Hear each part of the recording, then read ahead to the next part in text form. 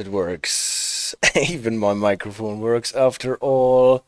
And we are back in Trains in World. Good evening, AJ. Good evening, everybody. Welcome to my stream. This is Tiger, and after 3 videos with SimRail, we are now back for Train Sim World 4. And checking into the amazing world of couplers. Super Paul, nice to have you on the stream. Good evening, you're saying in Japanese, maybe? I don't know, I cannot read those symbols that you're presenting us with. Anyway, good evening to you. Chinese it is, alright. Cantonese or Mandarin?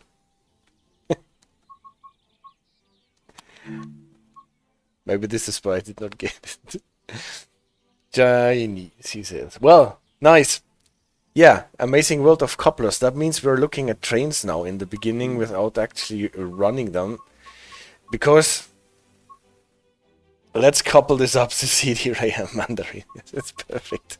So we know that too.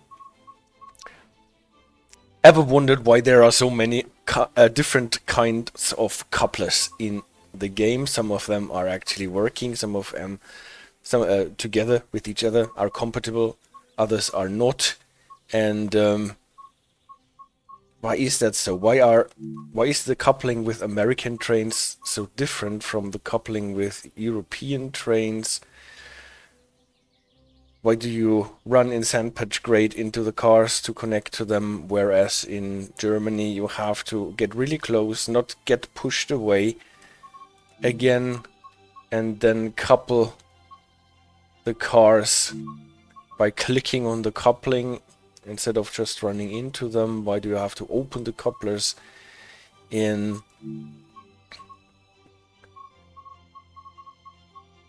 the American world? Name one thing that US and Europe have in common. Couplers. It's not couplers, but Scharfenberg couplers, for example. They are in common.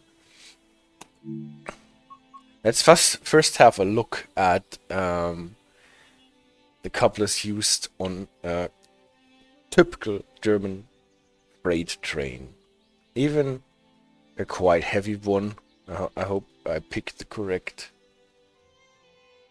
service. In still one of the most beautiful German DLCs. Was ignored. I used this locomotive that I have not used so far on the stream, the blue version of the Baureihe 155, one of the few locomotives that I have actually been on in the cab in real life so far, built in the German Democratic Republic, and it's a real beast. And it is pulling a train here with 474 tons. No, this is not the heavy train that I actually wanted to demonstrate, but doesn't matter, the coupling is the same. So what do we have here? Theodoros, nice to have you back on the stream. The blue box, the CD radar. Yeah, it is a blue box. And the coupling that we have at this locomotive is a bit like what you would expect a train to have if you draw it as a kid, maybe. You have in the middle the manual coupling. It says, you can see a hook here, and it is connected with some kind of a chain. It has this handle in the middle so that it can be screwed and get tightened up so that the chain doesn't slack too much. And this is a classic Screwlink coupling, also known as a UIC coupling, because the UIC has a norm for it, and this is what trains in continental Europe usually have. And we also have those thingies, the buffers,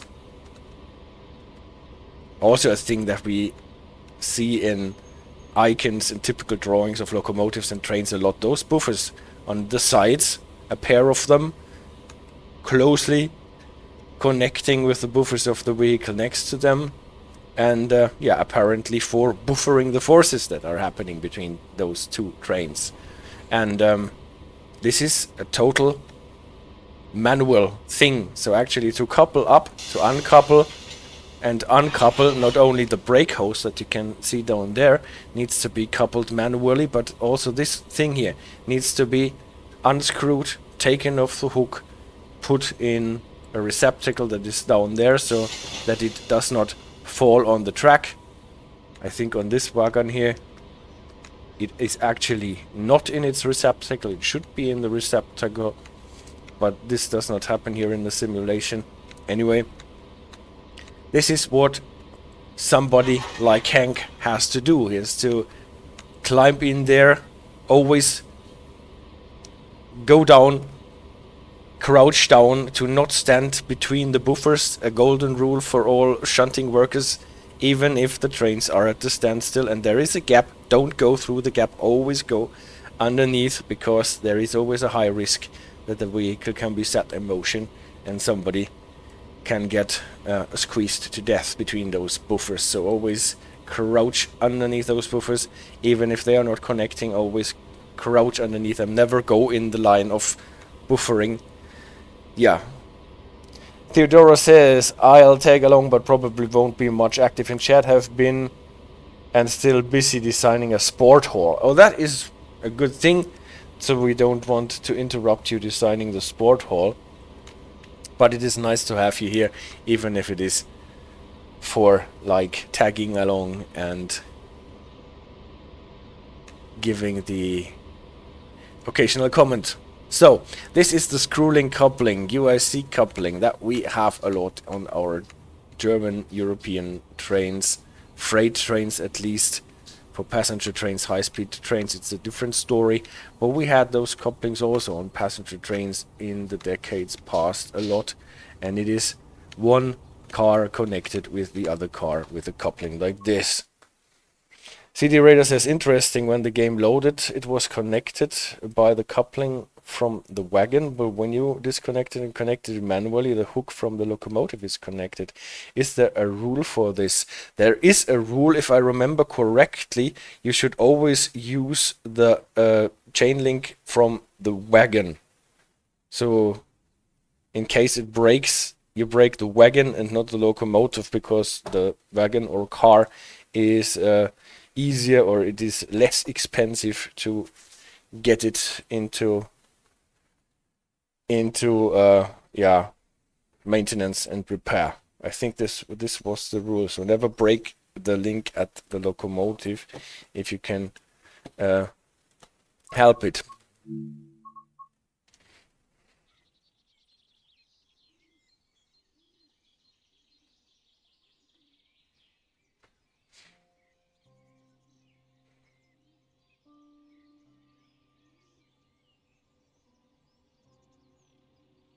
So, now let's have a look what the buffers on an American train look like. On an American freight train, like the Union Pacific trains in the Peninsular Corridor, for example.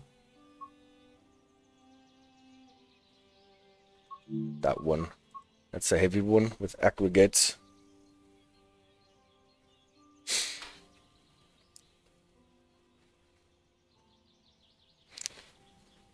I like it that people apparently are playing the Bakerloo line again.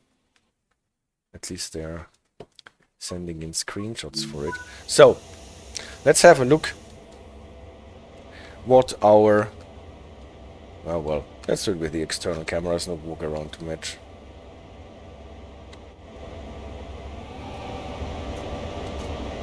Let's look how the buffers look on an American train. And we will see... Oh! There ain't no buffers. So how can the American trains work without a buffer? Because they have different couplers. They have couplers like those, and they can work without buffers. We will see in the presentation why this can work like this. This is a Janney type coupler, sometimes also called an AAR coupler for the American Association of Railroads, or a Buckeye coupler, or at least they are compatible with Buckeye couplers. This is why we were able to actually connect our Flying Scotsman to the MBTA trains in Boston, even though we were not able to release the brakes. So CD Radar says coupler is interesting in that it is usually defined as the front of the railway vehicle, because that is the frontmost part of the train. I see. Yeah, or the rearmost, no? And for handling it, the thing is, we cannot click on this thing because it is worked automatically when coupling up. When coupling up, we're rolling into it. At least one of them needs to be open for that to work. And then Hank, or somebody who does the shunting, has to connect those brake tubes, so the brake pipe tubes. That needs to be done manually, but the coupling up itself works automatically. And for releasing it, we typically have some kind of a lever to do this. Like on the locomotive, here is the top operated lever to open this coupling. Then I open this coupler on the locomotive and the coupling is done. Typically the brake hose can be disconnected by just ripping it apart by driving away, and then it can get open, or it opens itself because it's gets ripped apart. But this is not always best practice. And you can see now the coupler here that connected the locomotive to the train is open, whereas the coupler on the car is still open. It has a bar that is bottom mounted here, and you can see how this thing gets moved out of the coupler. So this locked it before, and now we could just pull away from our locomotives. And now we have seen one of the greatest differences between American freight and Central European or Continental European freight is that there are no buffers on American trains, because they have those Janney type couplers that can do without the buffering. Let's see what happens in Great Britain for a change. Let's go to the Great Western Express and use our ubiquitous Class 66. And for example, this aggregates thingy here, maybe. The frontmost part of the vehicle is important, for example, in the situation when two tracks connect and at the mark where the train can stop so as not to obstruct the other track. For legislative reasons, the point of the front of the train must be defined, and that is usually the coupler. Yes, the front of the train. A train, unlike a vehicle, has always a defined front and a defined end. For a vehicle, it is not always so clear. There, the end and the front depends on where it actually sits and from what way you're looking at it. So, this is our Class 66. We had an update on the visibility of signals that for some reason made this display here sparkle like the brand new stars in the sky. There must be some, well, some double use of textures. They must have used some textures that they are now using for the signal visibility, and all of a sudden this sparkles. Well, apart from that, what kind of couplers are we using in the UK? That is a chain link coupling, like in Germany. Boring. You can also see that the couplers of the Class 66 and of this car are not so super centered. So let's hope that they don't snap over each other. And yeah, but hi, what is that now? That looks like the Janney type coupling from the United States, and also we have a release bar here. City Raider says, I can already see how in reality drivers would cross it out with a black marker or stickers. Yes, the sparkling with a black marker is difficult and you can read it anymore. So those cars have a couple of the American type on one end and a Screwlink coupling on the other side. So is that always so that they have different couplers on different sides? So Screwlink, Buckeye, and here, for what reason ever, this car has a Buckeye coupler on both ends. So this train is funny because it is mixing Screwlink couplings and Buckeye couplers. I have not been able so far to find any regulations if that is actually allowed or under what circumstances it is allowed to mix the couplers. Our 66, like many locomotives in the United Kingdom, actually have a coupler that can be switched from one type to the other. Where is it? Where I can switch it? Maybe I have to look at it from the opposite direction. Coupler type here. You can get the Buckeye out. What is the Janney type? Or the hook for the Screwlink coupling. A dispatcher's nightmare to put those wagons correctly together, says CD Radar. Yeah, well. So you probably do not want to separate this train at all. Yeah. Well, some of those cars have Buckeye on both ends. Some have Screwlink on one, Buckeye on the other. So much for it is a train with, like, what is it? No, I uncoupled it. With cars of the same type. Well, this was the introduction by actually looking at the coupler types that we have on freight trains alone. What we have on passenger trains, we will have a short look after the presentation. But now,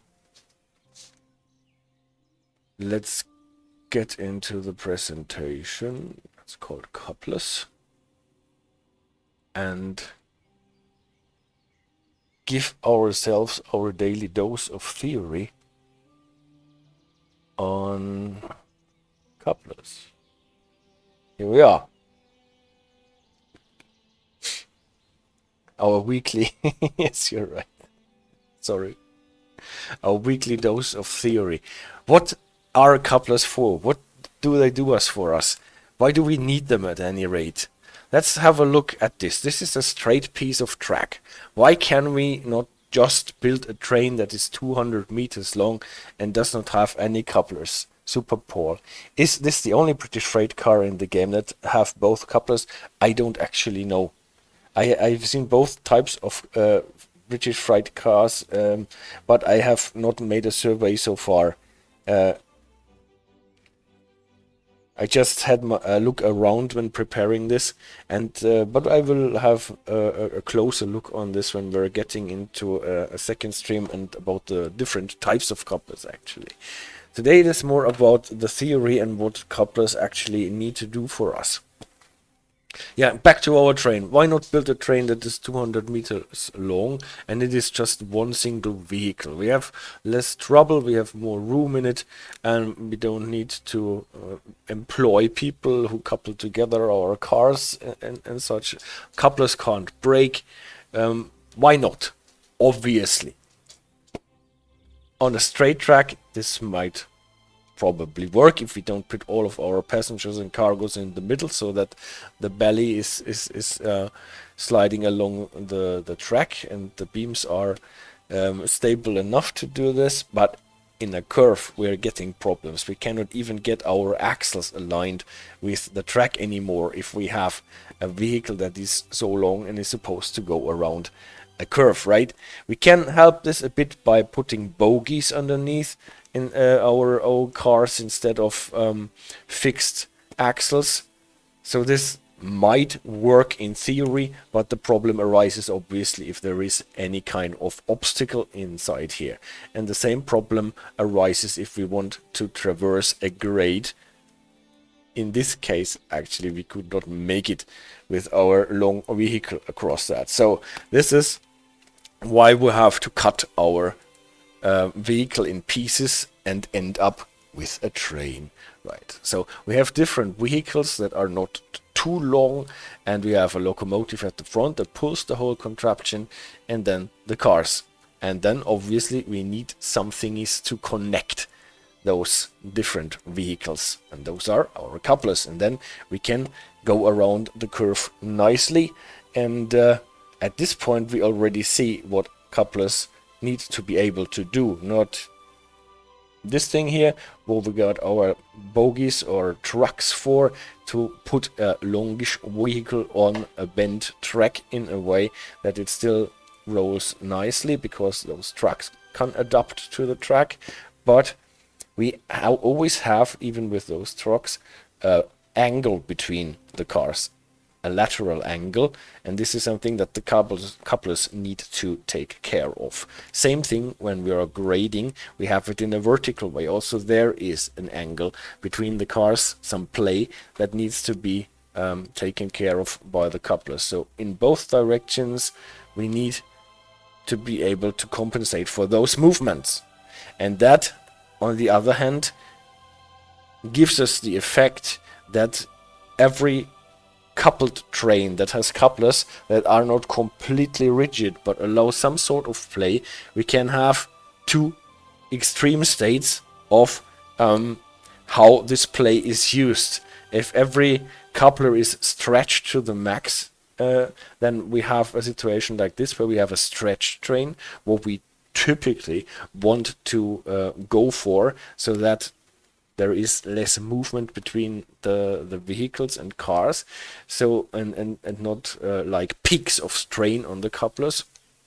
But it can also happen that we end up with a bunched train where every coupler is bunched together to extreme, so that the play is used in the other direction, and that will be a bunched up train behind the locomotive. Sometimes you want to go for that in situations, especially, or for example, if you have a weakish locomotive and cannot start the train in the stretched version completely, then you might want to go for a bunch train when you're sitting somewhere, and then when you're starting, you don't have to pull the whole train in one, but you start by pulling this car, then it starts rolling, then this car, and it starts rolling, and the maximum force you always need to get the car rolling from an inert state. As soon as it is rolling, you need less force, and then you can use this force and the momentum of the car to get the next one.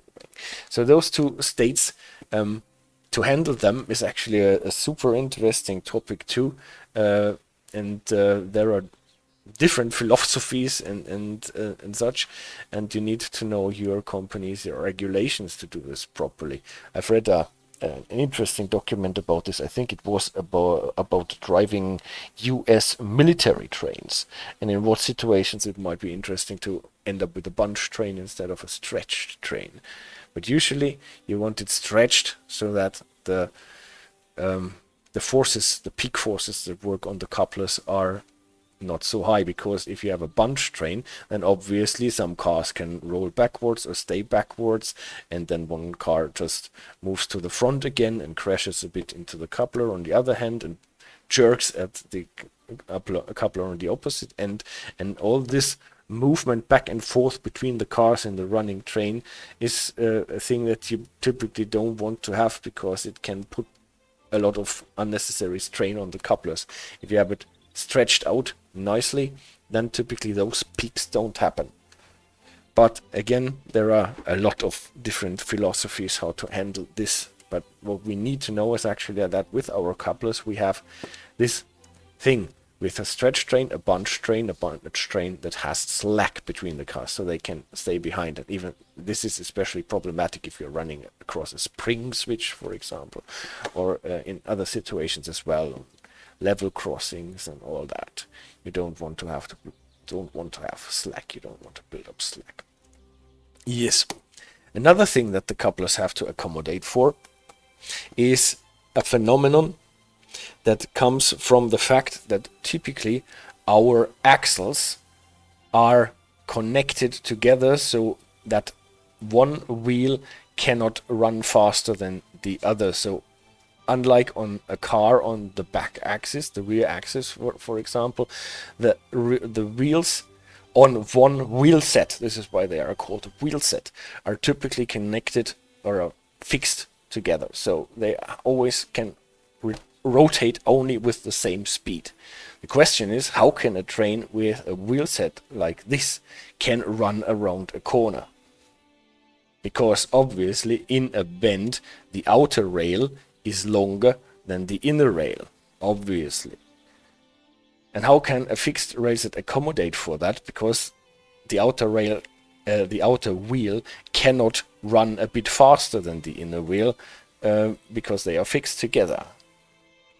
CD Raider says, I like how regularly the railroad sleepers are put together. Yeah, thank you very much for this. So it is actually not so easy to bend a track in PowerPoint, so I did my best, and we ended up with a bit of a Humpty Dumpty way of arranging the sleepers under the rail. So I had a lot of work to do to get the rails bent in the first place. So, well, we have to accommodate with this.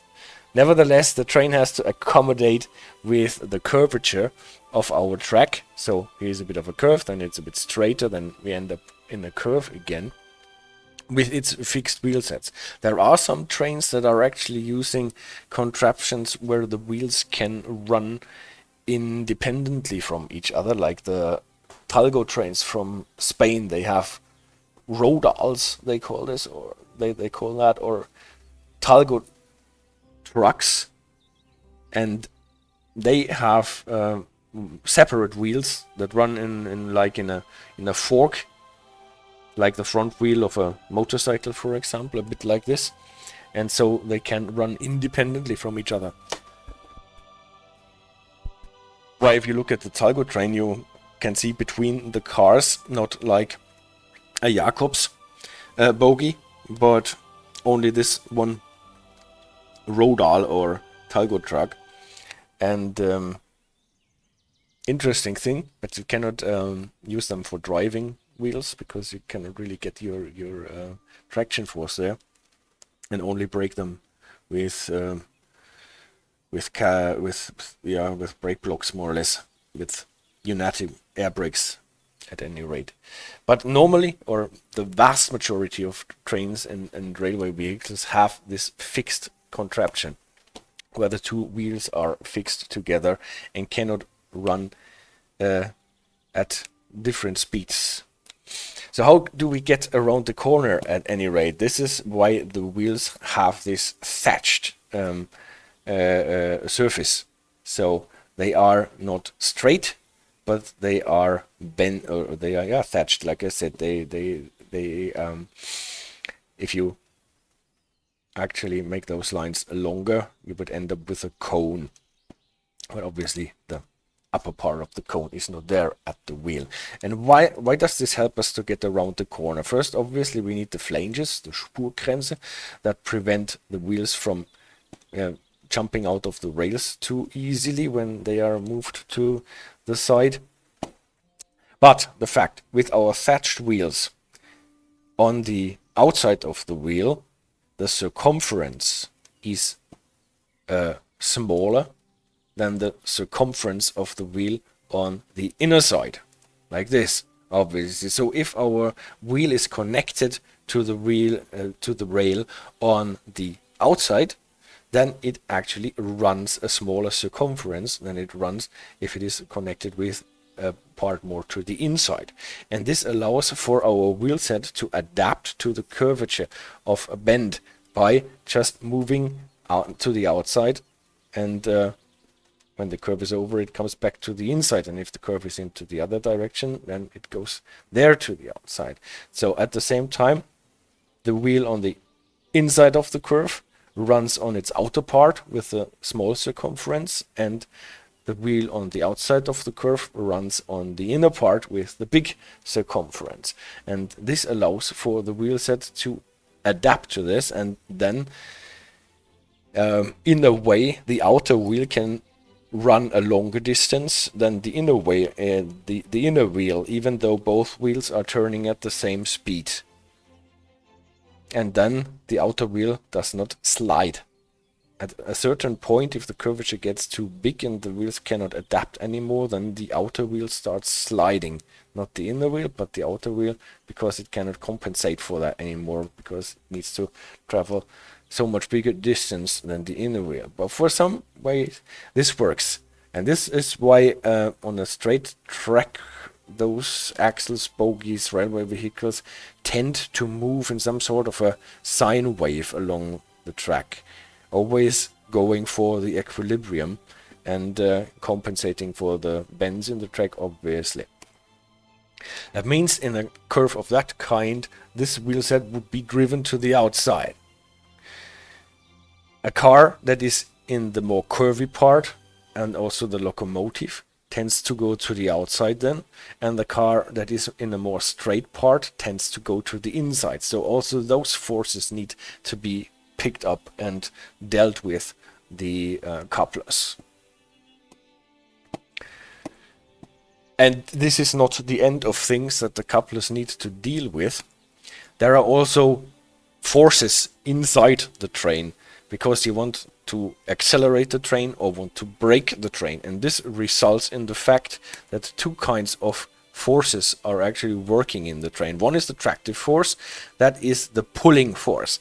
If the locomotive tries to accelerate the train, obviously it pulls the train, and there is a strain on the couplers in form of a tractive force pulling at the couplers. And this pulls obviously in both directions. I noted this direction here because the locomotive is starting away, so the couplers have to accommodate for that force. And the other one will be the compressive force. So in certain situations, especially when slowing down the train, braking, then the cars will be pressed together or in the back of the locomotive. And the annoying thing with the compressive force when slowing down the train is that if only the locomotive slows down and not the cars, then all the pressing that comes from the cars adds up and gets bigger and bigger and bigger and bigger until it reaches the locomotive finally, and the locomotive will have the force that comes from the whole train with its 100+ cars in its back. This is why it is so great that our automatic air brakes not only slow down the locomotive but also the cars. Not like in former times where you had unfitted cars with no brakes, right? And maybe a brake van at the end, so that at least at the end there was something that helped the locomotive slow down. Or some cars in the middle that had brakes, and then this situation also needs to be taken care of, the buffer, the couplers, and if the couplers can't do it, then we need the buffers to help the couplers. Theodore says that concept is happening every day, everywhere, been figured out by smarter people a long time ago, but somehow I got mind blown. Yeah. It is sometimes so great how things are ingeniously figured out, and it is happening everywhere, and it is working all by itself, more or less, right? Yes. Slowing down the train does not happen by itself. We actually need a brake system that slows down the cars also if we want to run heavy trains. But you can see that all this pressure that can add up also needs to be taken care of the joints between the cars. So let's have a look at this. Those are our two vehicle ends, And the tractive forces, obviously, in our Screwlink situation, and also with the other couplers that we looked at, are taken care of by the connection in the center of the vehicle. So by pulling, there needs to be some kind of a spring or a rubber spring or whatever that actually takes care of those tractive forces.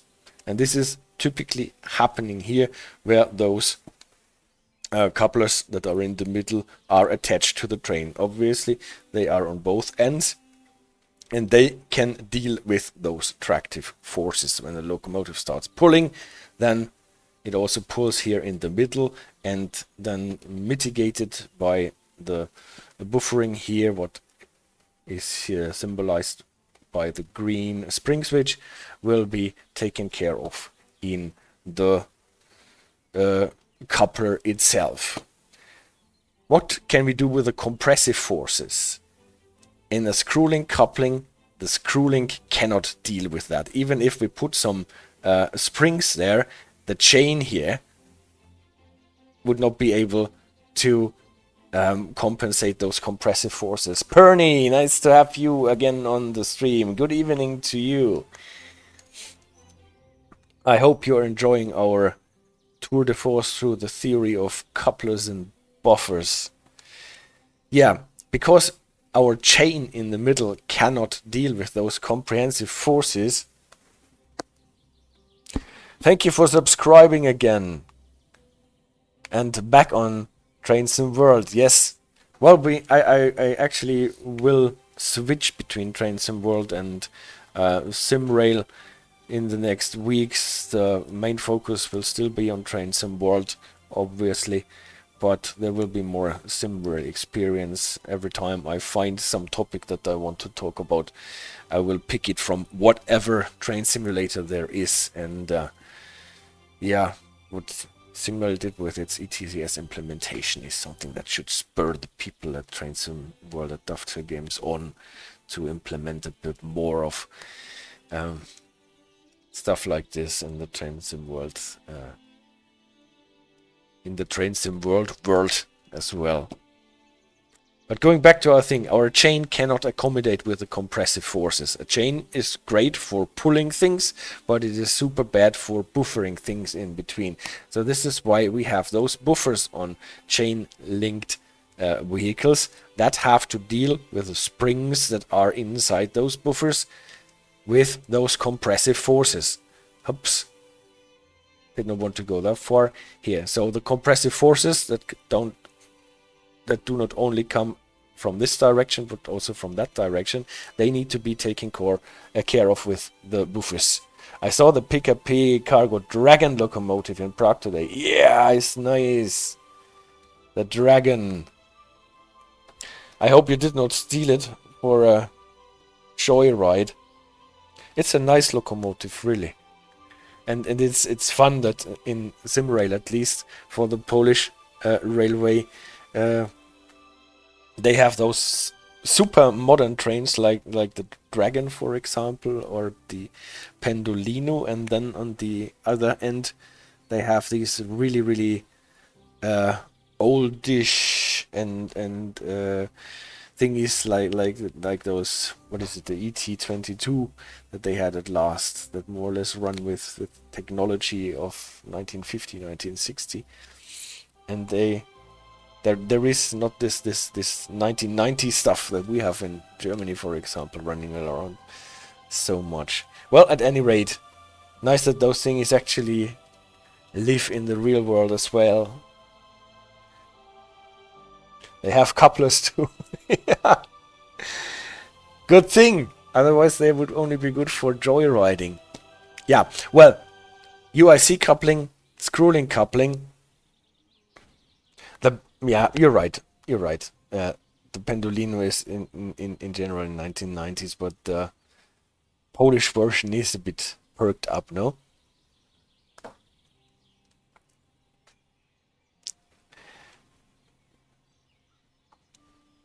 The ED250. Well, okay. Back to our couplers. Screwlink coupling, you have it divided, the tractive forces and the compressive forces between the buffers and the coupling itself. So how does this work out on a bend track? Again, put our train on the curve and we have this angle here. And this angle can actually prove very difficult to handle on a train that has the coupling in the middle but the buffering for the compressive forces on the sides. Because what happens? Okay, our connection in the middle gets tilted a bit. This is not so much the problem, but our buffers here don't work evenly on both sides anymore. We have much more force on the inside buffers because they are pressed together much more than on the outside buffers because of the angle that is happening there. And if we look back on our how our axles work, they want to go outside in the curve, and this concentration of the force on the inside also pushes the train to the outside. So we have a relatively strong force that pushes the wheel set towards the outer rail. And if this force gets too high or too big, then it can happen that actually the flange climbs up on the rail and then the train derails. So then the flange, or the force that keeps the flange at the rail, is not strong enough anymore, and then it can, in German they say aufklettern, to climb up on the rail. And then it derails, obviously, because then the train will, like in the Untersuchungsberichte of the BEU, it always says, der Zug hat die Spurführung verloren, or is a fancy way to saying that it derailed. And so this is a thing that can only, or in this form, only happen if you have, like in our Screwlink couplers, the buffering on the side, because then on bends we have an asymmetrical distribution of the powers between the inside and the outside, and that pushes the train towards the outside. And even if the train does not derail, we have a stronger wear on tear and tear on the outside rail and on the wheels, and especially the flanges. So even if there is nothing happening, we have higher maintenance costs that can result in higher costs for using the tracks and so on. So this is a fundamental problem of the way that freight trains are coupled in continental Europe, or sometimes even, or also in the United Kingdom. What are the determining factors for this effect here? What actually determines how big the force is that puts the train to the outside? The mass, obviously, not only the mass of the train that is pushing from behind, but also the mass of the car that is sitting here and is pushed to the outside. A lighter car might be pushed to the outside more easily than a heavy car. But obviously also a determining factor is how much mass is pushing from behind, how heavy is the train, how heavy are the cars that are following. Then the speed is a factor, obviously. The faster the train is traveling, the more momentum it is building up, and this can result in higher compressive forces. The gradient is a thing, obviously. If you're running downhill, same thing that goes for the speed. The curvature is a thing, because if the bend is getting more and more tight, if the radius is getting smaller, then this effect of the asymmetrical distribution between the outside and the inside is increased. And last but not least, the brake settings are especially important.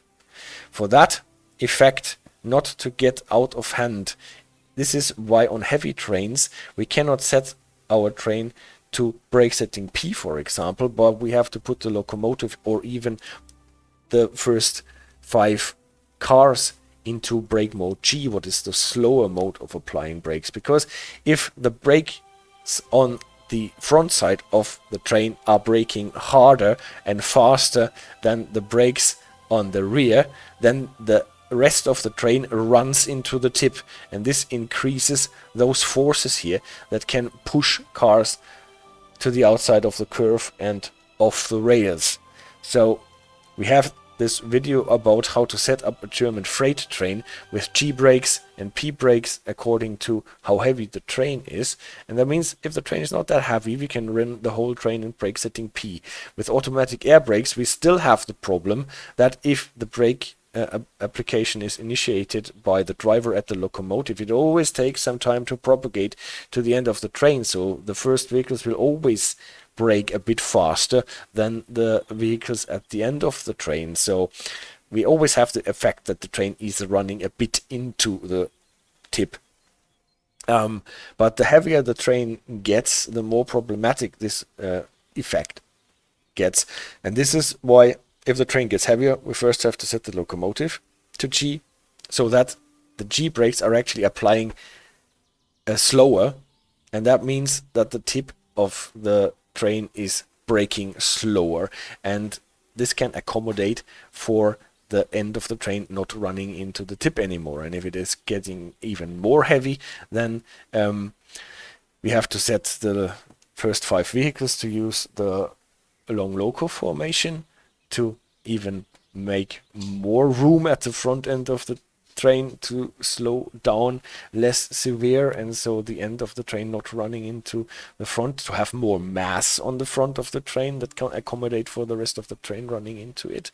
And at a certain point we have to set our complete train to G, because it is not working anymore unless, and then if you think back to our video, unless we have the situation where we have either automatic couplers like the UIC AK69 couplers that are working in the middle, and then we don't have the problem with the asymmetrical distribution between the side buffers anymore, or up to a certain weight or mass of the train if no car is lighter than a certain threshold, because then this car cannot be pushed to the outside and off the rails so easily. This is where those prerequisites for running heavier trains in long loco formation comes in, and why we are allowed to run those trains in long loco formation instead of putting them all to G. It's all connected with that. Also, if we are using our dynamic brake or the e-brake, electric brake on the front end of the train, we must never forget that this only slows down the locomotive. So if we have a train that is that only has locomotives at the front end, and we are using only dynamics, then we know that the rest of the train will run into our back. We have seen this on, for example, the last sandpatch grade video that we made. If we are going downhill and using the dynamic brakes and the air brakes, and then releasing the air brakes, after a couple of seconds, the rest of the train will really bump into your locomotive from behind, because then only the dynamic brakes are still braking the train and no longer the air brakes. And then the train really bunches up in the downhill gradient behind the locomotive. So this is something that you always have to keep in mind when you're using only dynamic brakes and no air brakes to go with them. It is mitigated if you have locomotives at the end that can use dynamic brakes because they hold the train back, or even in the middle, so that you can distribute the brake force here. But if you only have a locomotive at the front end, this can be a problem that causes something like this. And now we have talked about American trains. On a train like the ones in Germany that are coupled with Screwlink couplers, it is even more problematic if you're using the e-brakes in a gradient like this and you have a really, really heavy train. So there are a lot of regulations that tell the driver how to slow down a heavy freight train of that kind. So what can we do to get rid of all those problems, and also the need to set our brakes at the locomotive in a different way than we set the brakes on the rest of the train? The idea is to get rid of the buffers, to enable our couplings in the center of the train of the vehicles to also deal with the red compressive forces here. That means we need to build them stable enough and to give them some kind of a buffering, not only in one direction for the tractive forces, but also something that can accommodate with the compressive forces. And then we have it nicely in the middle, and we can get rid of the buffers. And that is what we have seen on the American train that we looked at the beginning of this video.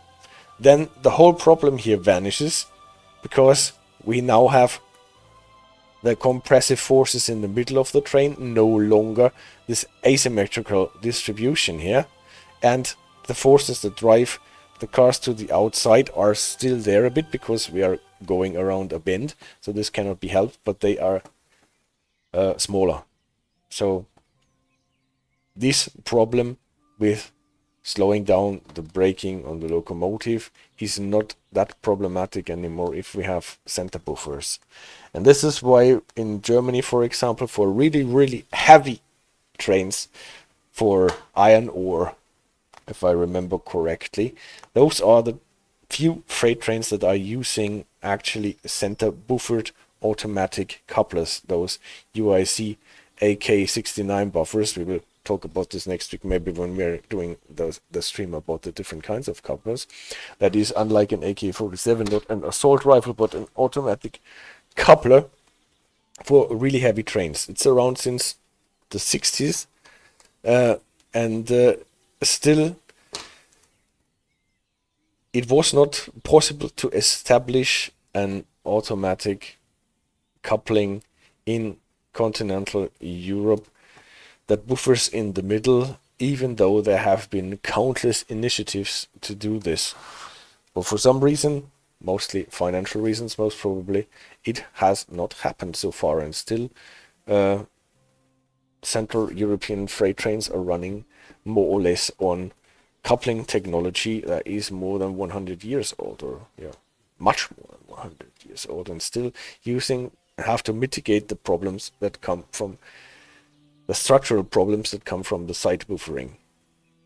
Alright, this is what the couplers have to do for us. What I wanted to have a look at even more today is that it is not only the mechanical connection between the cars that the couplers and buffers, if we have any, need to take care of. Obviously, the first and foremost is the mechanical connection, otherwise we do not have a train if we cannot deal with those forces.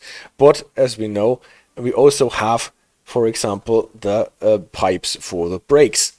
Depending on what system that you have, you can have two pipes, one pipes that are running through the whole, one pipe, two pipes that run through the whole train, like a reservoir pipe, and or like on American trains only the brake pipe itself, that also combines both functions of a reservoir pipe and the controlling pipe. On other trains, like in Europe, in Central Europe, it is more common to have both lines, and you can have those trains that have only the reservoir line because the rest is done with EP.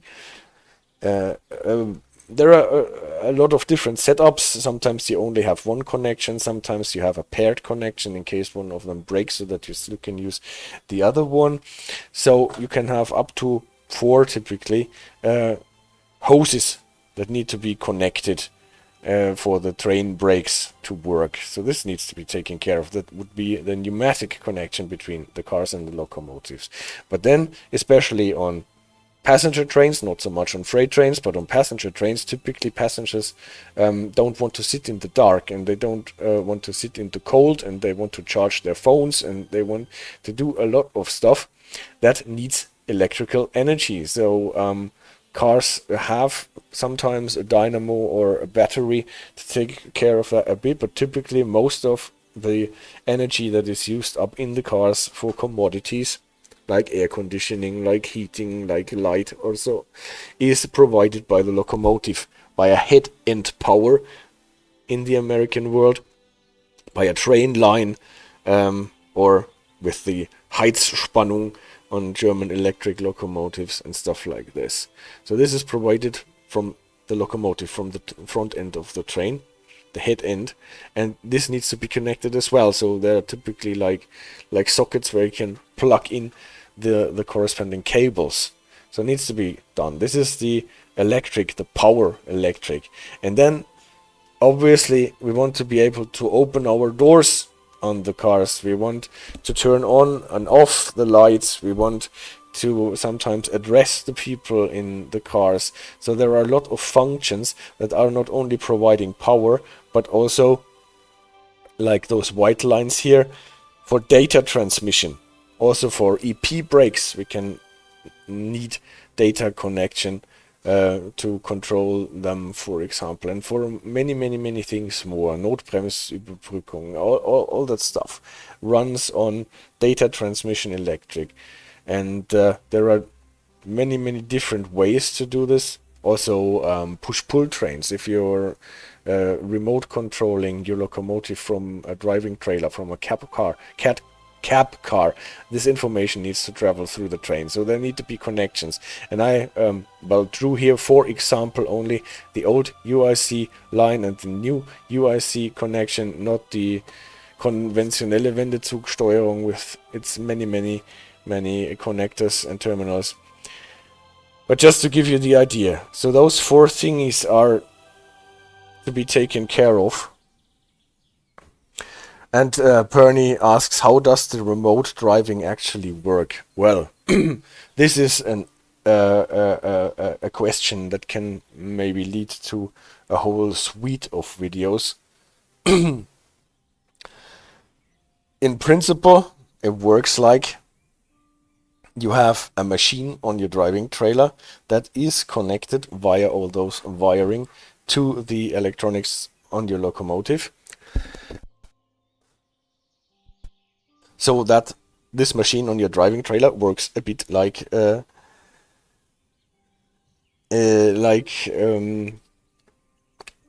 machines in the locomotive itself. And obviously you need to do this for the electric stuff, you need to do this for the pneumatic stuff, for the brake systems, and so on. And CD Radar says, but that is actually somewhere up.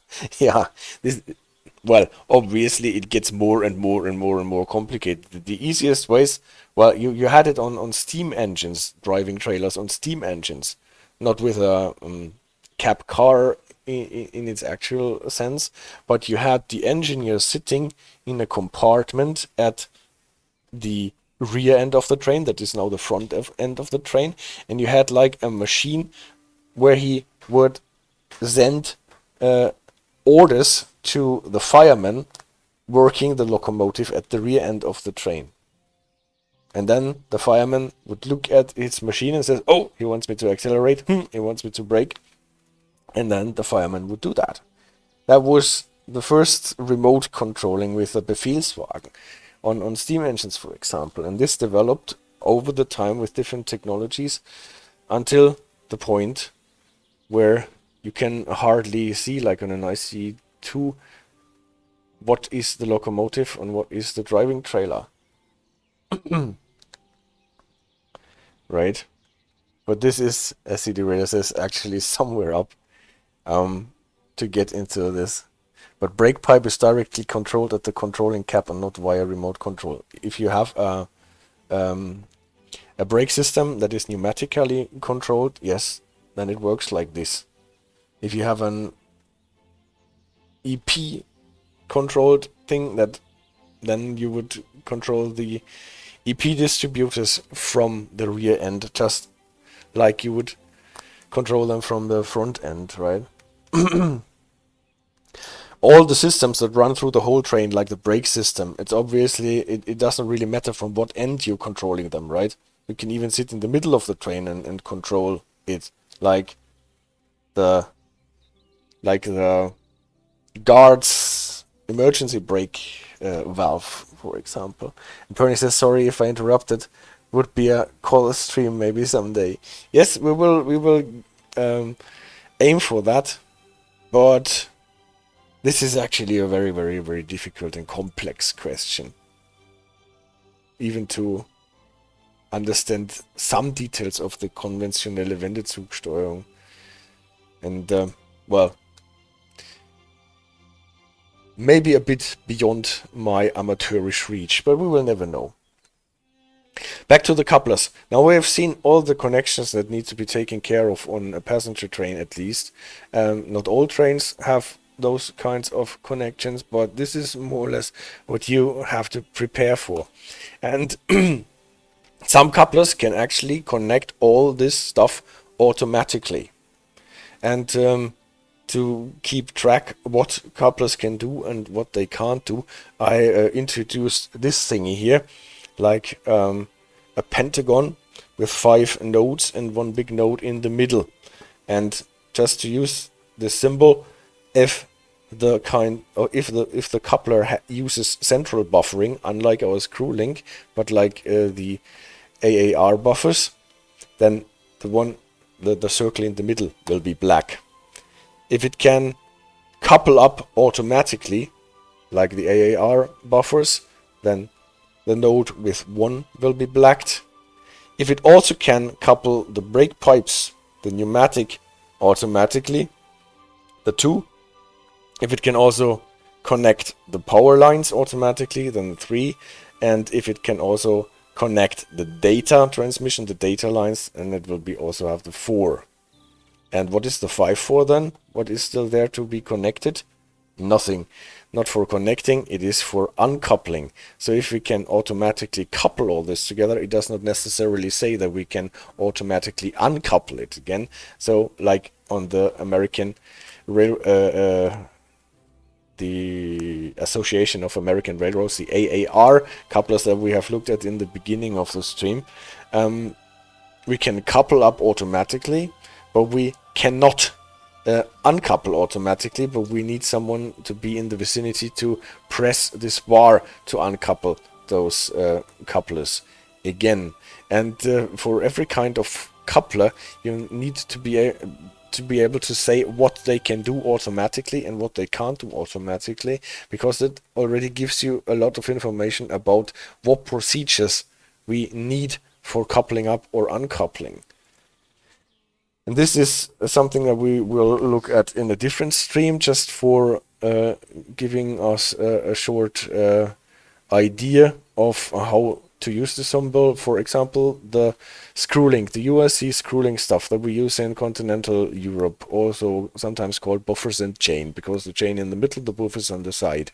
It is a coupling that can not do anything of that kind. It does not have central buffering, and it can't do anything automatically. So for that, if we want to couple up, we have to drive our locomotive close to the vehicle. We have actually to push it against the vehicle to actually compress the buffers a bit, so that the person who has to step in the gap and take the chain in his hands and put it on the hook and then screw it tight, does not need to pull the trains and the cars together. In the game, it's not a problem. We click on the coupling, and even if the cars are a bit away from the train, then it will pull them together. In real life, this does not work.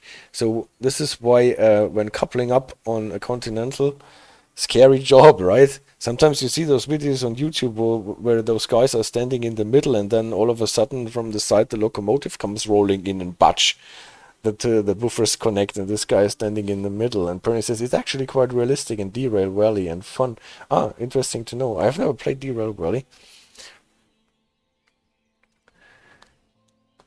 Yeah, but this obviously calls for coupling and shunting procedures that take care of that. We have to have people who step in the gap and do the coupling, and we need to warn those people. We have to take care of them, and even for uncoupling we need someone to do this. We can't do this from our cab, and yeah, this calls for a lot of handiwork.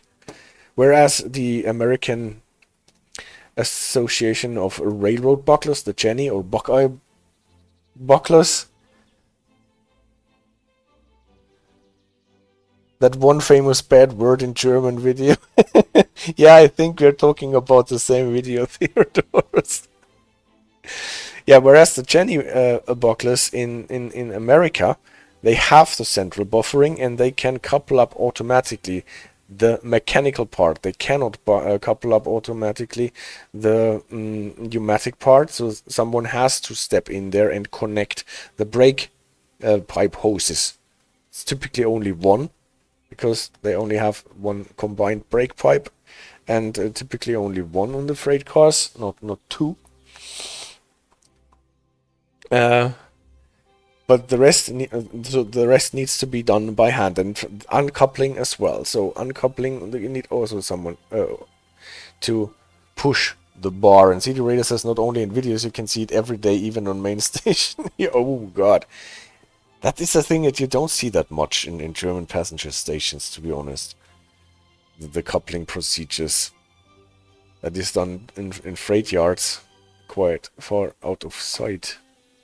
Yeah, and then, for example, you have on passenger trains, on high-speed trains nowadays, fully automatic couplers, like the Scharfenberg Kupplung, comes in different types that you have on the ICE3, that you have on the TGV, that you have in a, I don't know if it is Type 10 or a different one on the Javelin, the British Class 395, all that. And this is a coupling that can do everything that is named here, all the levels of automation. It can connect all the lines together and even uncouple by just pressing a button to uncouple this. And this is actually the end of today's presentation, and I wanted to have a look at this Scharfenberg coupling in the game. For example, on the TGV. Where is it? Ah, here.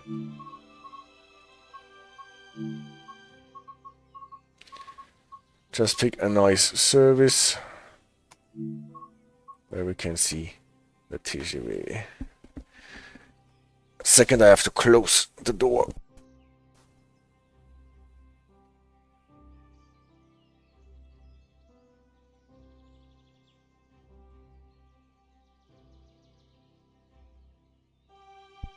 Oh, Theodore says danger, more like we die like a man. Here you can get a nice view of them by being on a train that connects to car wagons. The last carriage has back windows and you can see the coupling procedure. Ah, I see.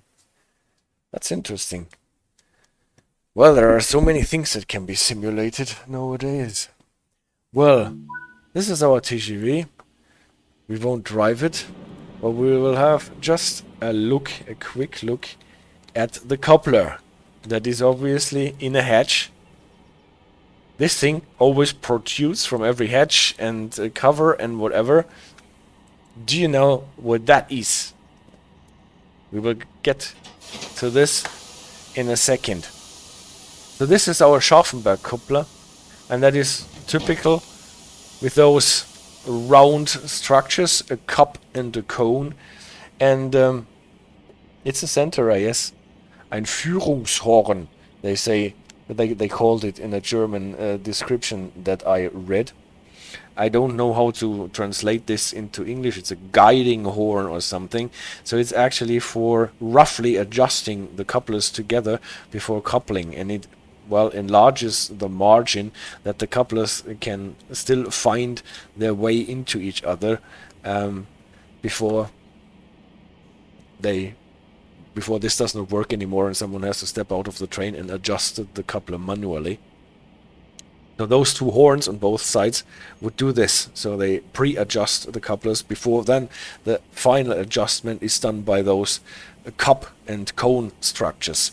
And this is a thing that you find with most automatic couplers, that you have this kind of a symmetrical layout, that there is not one cone on one vehicle and the cup on the other vehicle, so that you always have to make sure that the correct ends point to each other.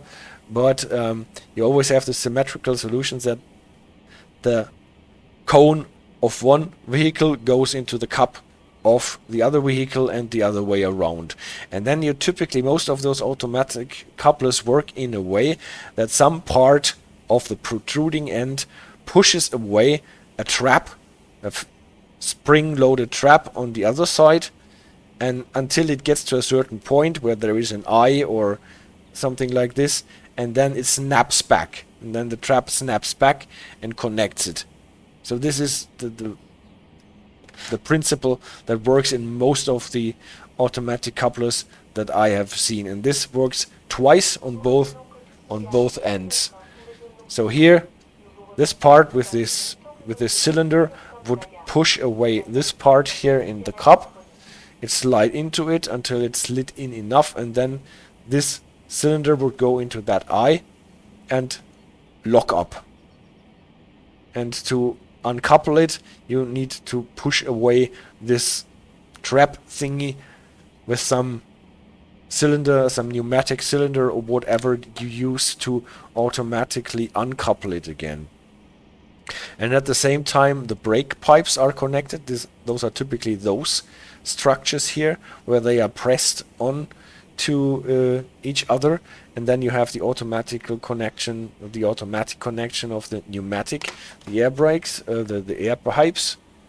And for all the electrical connection, you typically have this thingy here that is covered here for security reasons and to keep it clean, but this can obviously be opened then, so it would open in an actual coupling process, open up and connect with a corresponding part.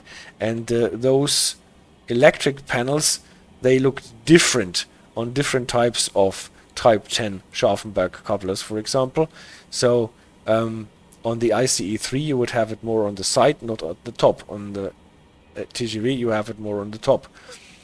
And yeah, can see all the stuff on the inside, but I think on the ICE3 you can see it better. So this is why we go to an ICE3.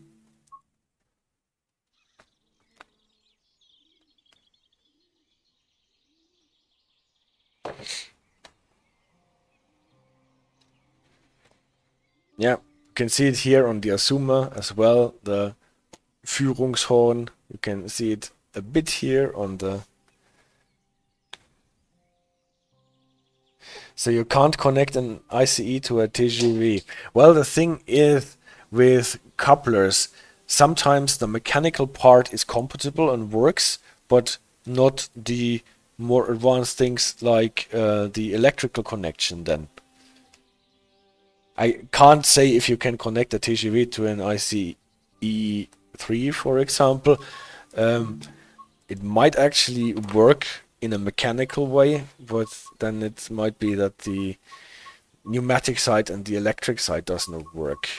Like on the last 12-hour stream, we managed to connect the Flying Scotsman to those MBTA coaches with the Buckeye coupler, but we were not able to release the brakes. Maybe it doesn't work with the EP brakes then, or whatever. Or put reduction there. Yeah, sometimes you can use adapters.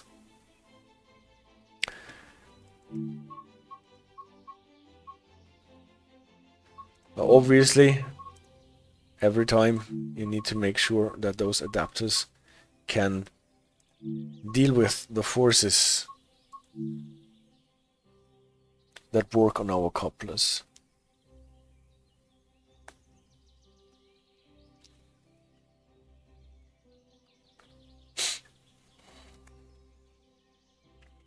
So ICE3, also a Type 10 Scharfenberg coupling. On the Javelin I actually am not sure if it is a Type 10. It looks a bit different. It's definitely a Scharfenberg, but I don't know if it is a Type 10 or a different one. So the Talent 1 has a jacket, yeah. Bugklappe vorn auf. Bow hedge at the front. Well, the bow is always at the front, isn't it? You have to hold it down a bit, and it starts flashing, and we have to turn on the train for it. Let's turn on the train. and try it again. Yeah, now it lights up. It starts flashing. And our hatch opens up and exposes our Scharfenberg. You can see also the guidance horn, also the cup and beaker, the pneumatic connection for 2 brake pipes. There is even a smaller one down here, I'm not sure for what that is. And here we have the electric compartment on the side, not on top, but on the side. Theodoros says, saw a funny video about Lokzug not long time ago, led by a Taurus pulling another couple more Taurus, and somehow in the middle of the consist an ICE3 new head car. Export variant for Egypt, I think. Now that is an interesting train. Back one is button on the right, I see. Yeah, still, but the bow hatch on the rear is a weird thing to say, you know. So electric on left and right, not on the top. And here in this thing you can see the machine, the device that takes care of the compressive as well as the tractive forces. And you can see the brake pipe connected to it, at least that's what I think in here. So those things sometimes are really nicely modeled, even though they don't really have a function in the game. But it's cool. Alright. That was the theory part. That was longer than I expected it to be. 1 hour and 16 minutes for theory and looking at trains. So are we running actually something today? Which train should we run? America, Great Britain, Germany?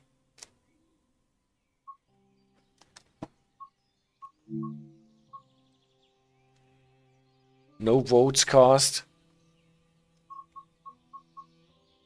The ICE, the Tiger ICR. Alright. And do you know why the centerer must be outside the cover? I guess probably because it is so long. And if you put the centerer into the cover, then the whole cover would be maybe be too exposed to wind and stuff. So you want the ICE3, huh? On what routes can it actually run? My ICE3. So I thought about running a freight train that actually has those couplers, but you want to see the ICE3 train? Choose? No, not a route. I seldom do this with train depot.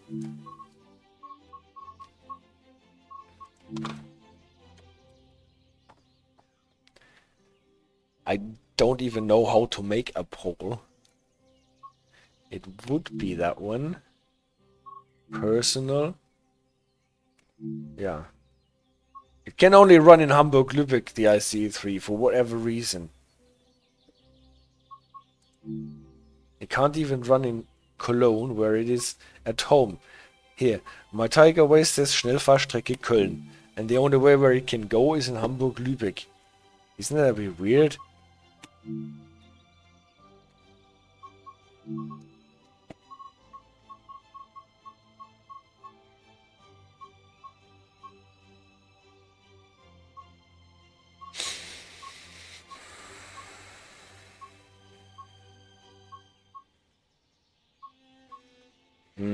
Hamburg-Lübeck ICE3, we had this already. Now what? We go to the Great Western Express. We have not been there. And have a look at the new signal visibility. Let's run a shortish service. Like that one.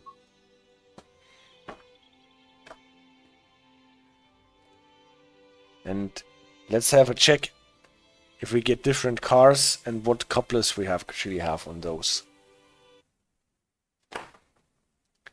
On British trains it's always a bit of a box of surprises what we get here. chain link, intermodals. Yeah, this is an interesting fact that we have not talked about. There are sometimes vehicles that are coupled in a way, even though they are different vehicles, that there are no couplers in between, at least as we know it. So those cars are permanently coupled together, even though they are different cars. And so they don't need couplers. So always two pairs, like on the S-Wagen in Germany, and then chain link again. But it seems we have chain link if we don't have the permanent coupling.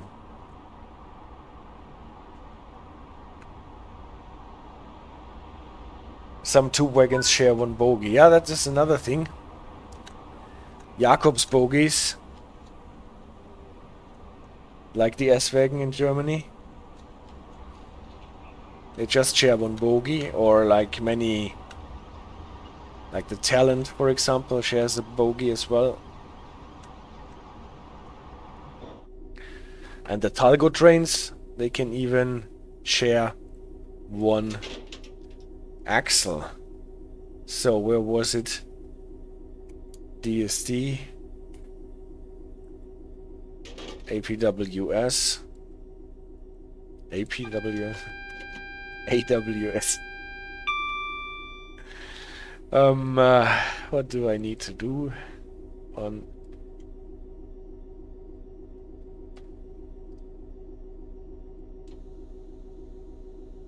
releasing the brakes so that they can passenger brakes for 1,000? No, maybe I want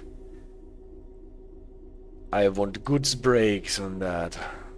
What kind of a head coat do we have? 4. No, then we use passengers. Then we have 4. So train length.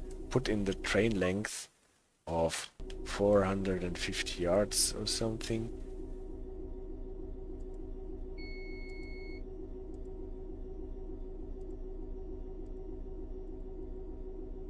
That looks extremely weird, doesn't it?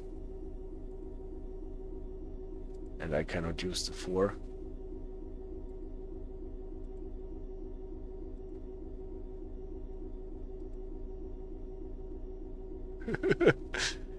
Okay.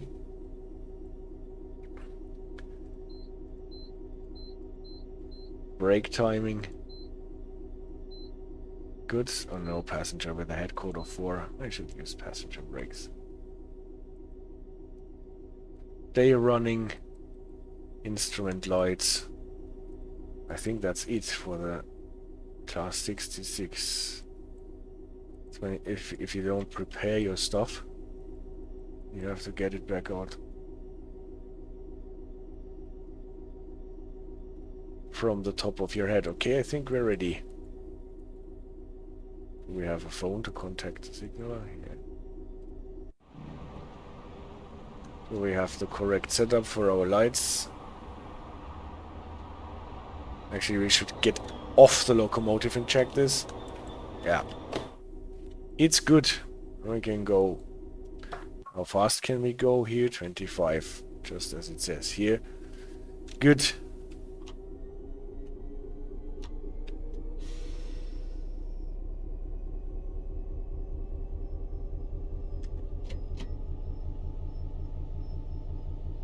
Oh, Super Paul asks me if I have God mode.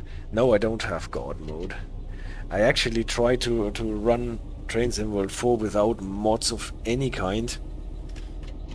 So that if I complain about stuff, I can be sure that it's not because of my mods, but you're right, this might actually be good to fix this.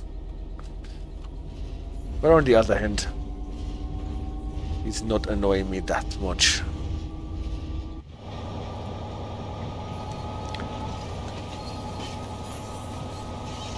Yeah, but here, for example, you can see how this works on a switch. Photo mode. Come on. Photo mode. Focus.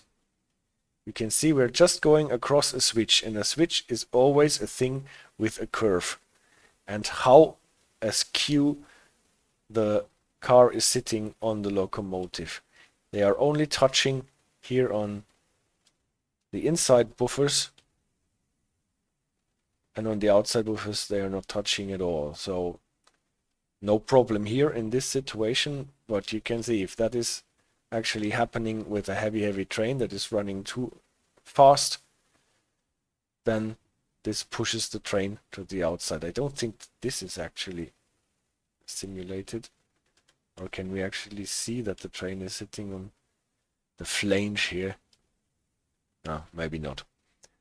Yeah, and we talked about on my Discord server about Niederlahnstein train accident, where there was a big derailment with Z cars, with tank cars, because the train was going too fast because the switch did not comply with regulations. So the curvature was too high. And then what happened was that the buffer plates snapped over each other and the train, the first car behind the locomotive, derailed on the switch.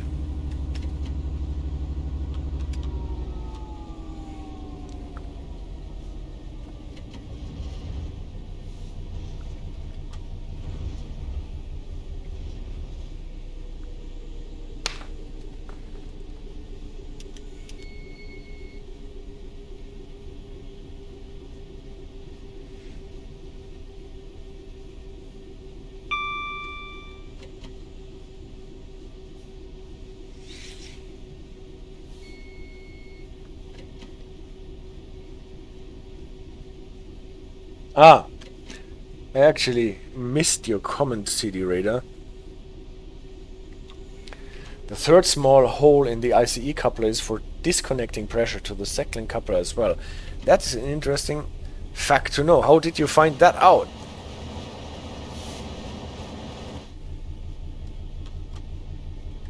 Ah, by the way, I set this.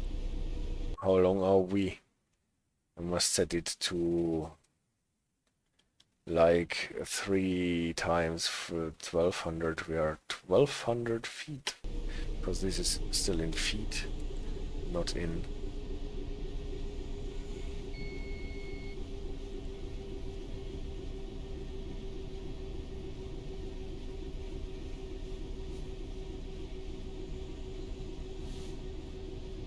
Holy moly.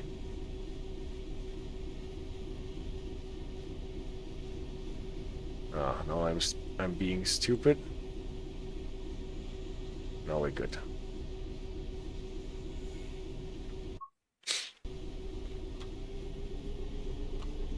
And we are in 6 years. Then there are also couplers that are firmly connected with screws, which are used by trains that do not connect to ICE, TGV, and of course metro trains. Yes, that's true. There are really all kinds of couplers that you can think of. There are couplers that have the buffering in the center and 2 screw links next to it, like on the outside, for some narrow gauge locomotives. And I guess we will do a second stream about the different kinds that there exist. Like when we started talking about this, it was because we had a look at the coupler on the class 158 on the Midland main line, I think, and what that is. And I think this is a BSI coupler, Bergisch Stahlindustrie coupler, what is also an automatic coupler.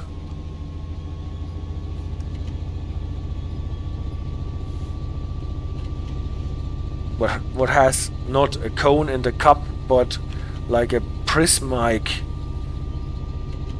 protruding end. And CD Radar says, I found a drawing of the coupler in some Czech document. Great. Great. Yeah. That is the weird thing that happens on the class 66 all the time at 32 miles per hour.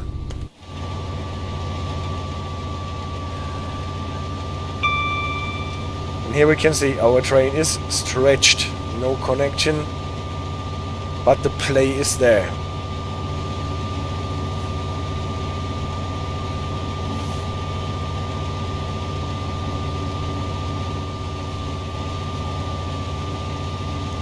So let's see where this takes us. I've never really played the Great Western Express much, so I have no route knowledge whatsoever. But on this route is not so hard because there is hardly any speed change.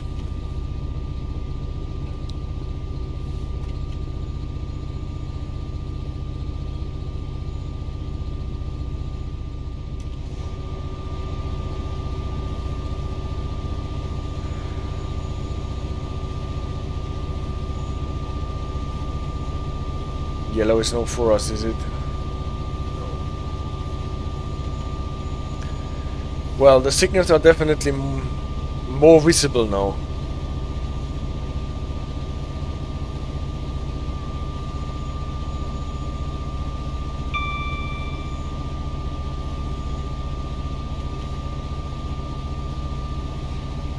Yeah, when thinking about all the things, shouldn't the buffers touch slightly all the time on a straight line? Asks Paul. I think they should.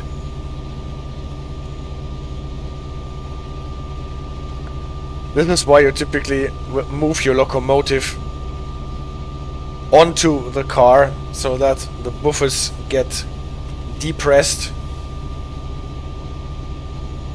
a bit.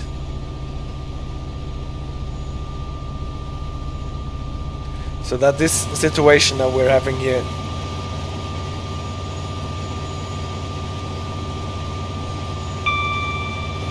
I guess should not happen, because as soon as I'm just for demonstration, I will yank in the loco brake, what you typically should not do, but just now they are coming closer. Did you see? Now they came closer and they are sitting there. Let's see if they compress if I yank in the loco brake. But actually it does not depress them any further. So let's release the poor loco brake again.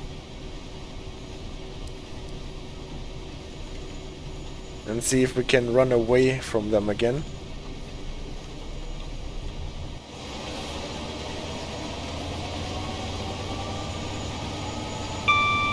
And now we ran away from the cars again.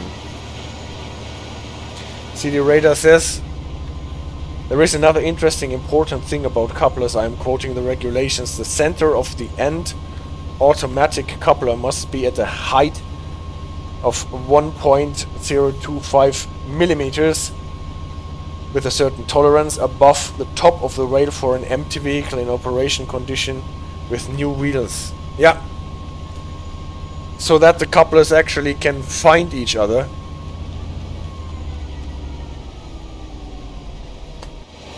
So now the same thing with the loco brake, and see, boof, and then here they just slightly kiss.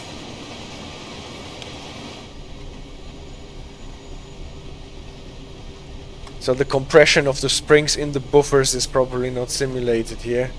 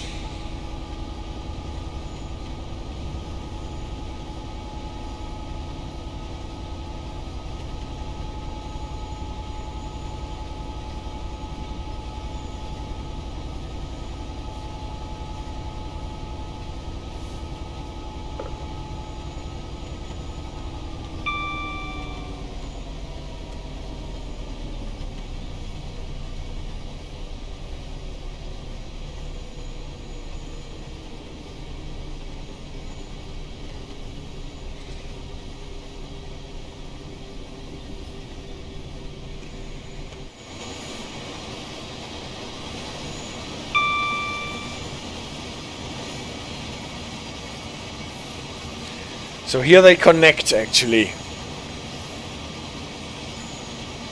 They left the chain dangling, what is not so great. But here they coupled it properly and the buffer plates are connecting. And CD Radar says, this can sometimes be seen when the train is debraked, but not the locomotive. As all the springs are released, the last car can even move a few meters backwards. Yeah.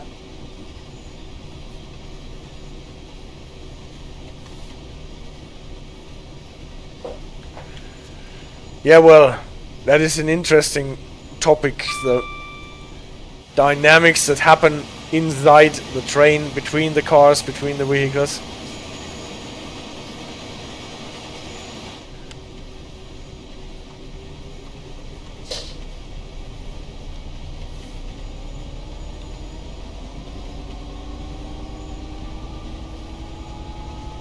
My favorite story about coupling is still this one incident that I read on a report of the German institution that is supposed to independently investigate railroad accidents, where a guy was supposed to run 2 Vectron locomotives from one station to the other and only connected the data connections, only the electric coupling, not the pneumatic coupling, not the mechanical coupling. And then actually the software on those Vectrons were configured in a way that the second locomotive actually acted as a trailing locomotive and followed the first one only because they were connected by the data line and electronically. So it was remote controlled by the first one until they got to a certain point on the track where the plug was pulled out, and then the second Vectron went on a journey of its own until it was derailed somewhere. And this is why regulations say that you always have to start coupling up with the mechanical connection and not with the electric one. And Super Paul says, is this why you should get a train to a stop in stretched condition?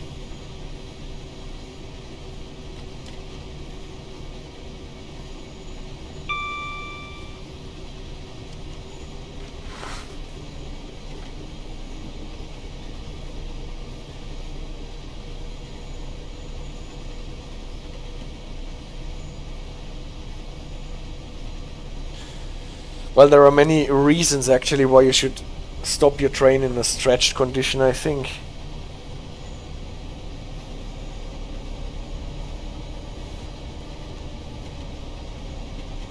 Especially since when the cars are accelerated, the car in front gets accelerated, then it pulls away from the next one and then can crash into the coupler with a peak in tractive force. What you don't want to do to your coupler if it is not necessary. And Theodora says, have you also heard about a German freight train that broke the sound barrier? No, I have not heard about a German freight train that broke the sound barrier.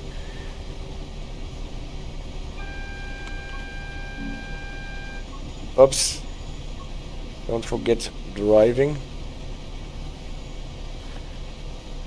So that the cars don't push each other apart when the brakes are released.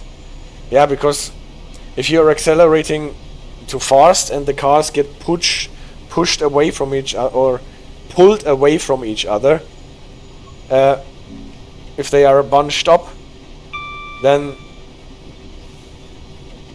it actually can come with a jolt, right? The place at its end, and then the acceleration comes with a jolt for the next car. And this is a peak force that you don't want to have. If the train is stretched out nicely, then the tractive force goes through the whole train at the same time. And Theodora says, well, the locomotive got derailed and crashed into the sound barrier next to the track. Yeah, I think that can happen.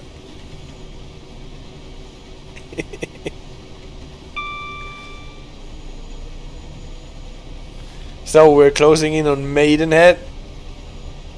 I think we're not going anywhere. We're still at technically breaking the sound barrier. This is because they have to put up the sound barriers everywhere. No wonder if the trains want to break them.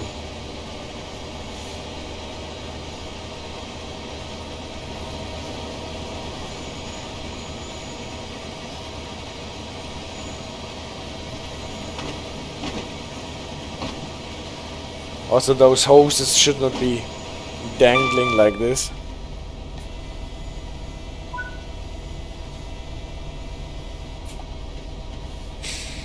West Drayton, platform 4.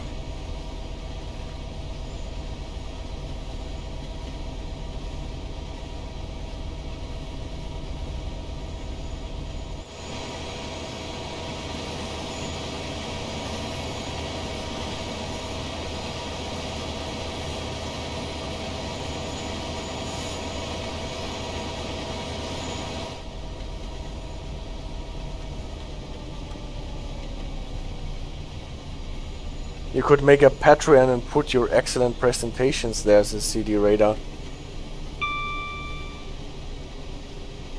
Can you put presentations in the Patreon? That's all the things that I have not the slightest idea about. I have to ask AJ. She knows about things like this. She's a streamer, actually.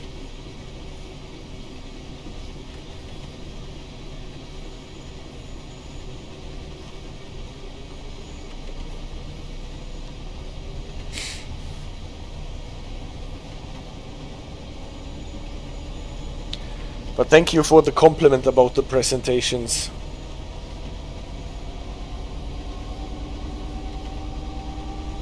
I had to finish today's presentation a bit in a hurry because I spent the better part of the day fixing the fence for the horses.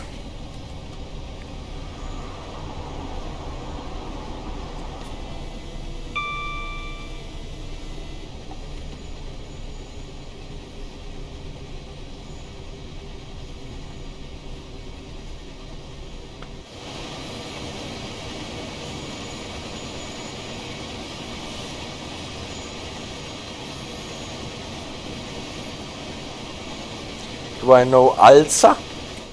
No. Who is Alza? Or what is Alza?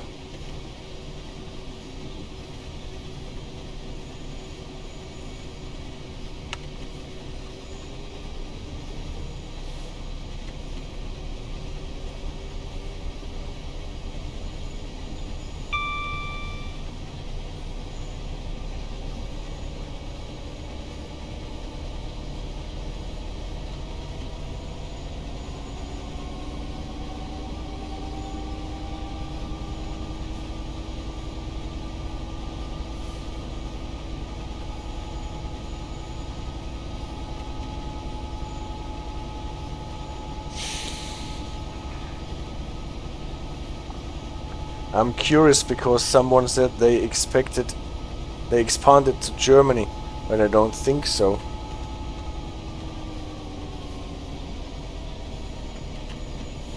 What do they do?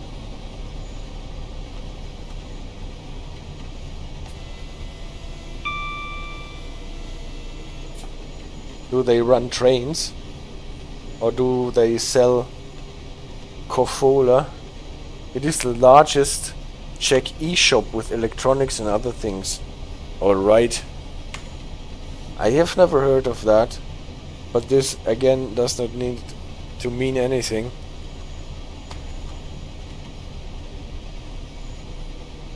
They sell in Austria, says Paul. Alright.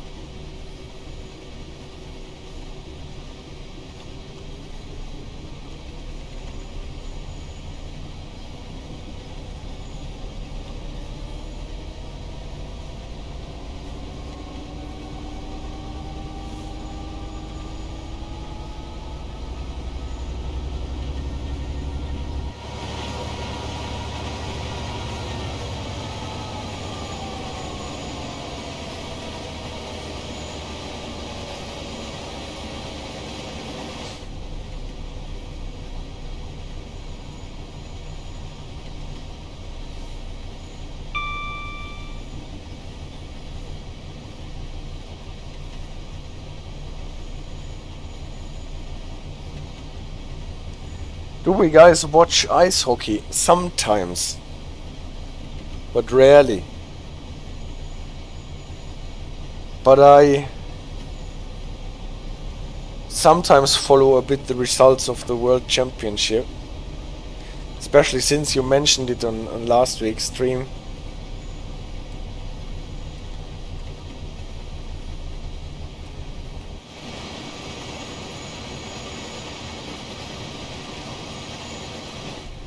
Yes, I think so. You told us about all the people from the Rammstein concert in Prague, and then you mentioned that there is the World Championship happening.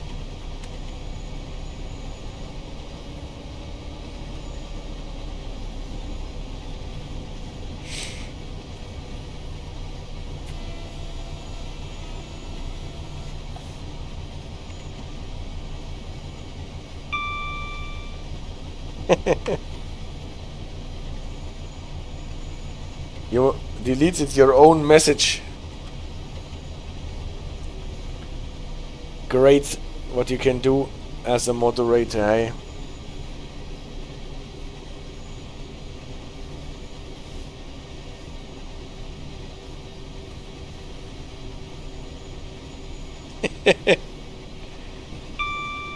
So if you accidentally use caps, you can delete your own message.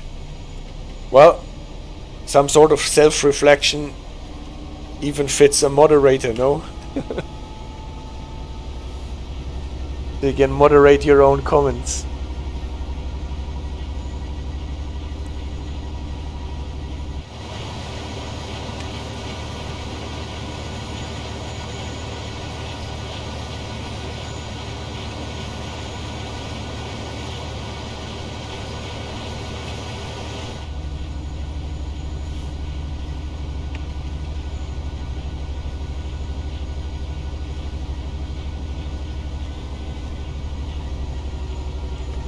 So is there finally a change in speed limit? No.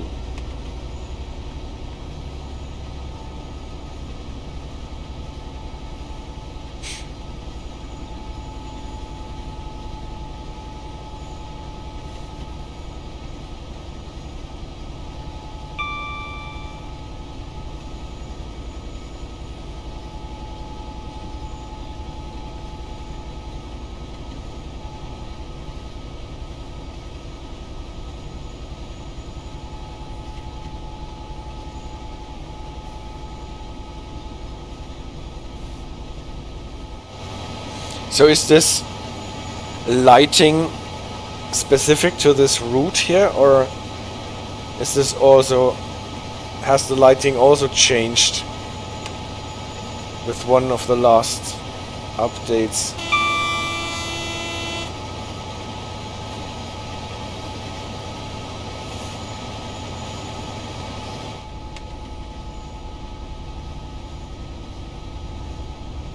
It all looks super contrasty.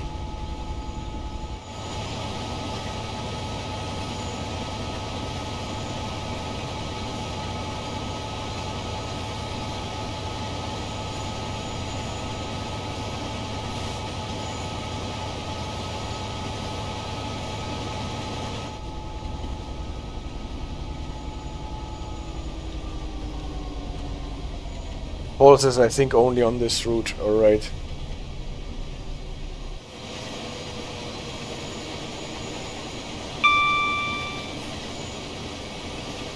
Well, this is really old material paired with the latest in signaling and lighting.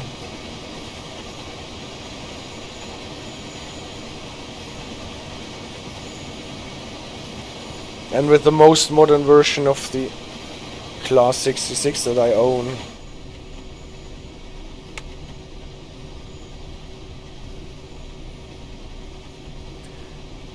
Yep, I was a bit reluctant buying all the DLCs that came out recently.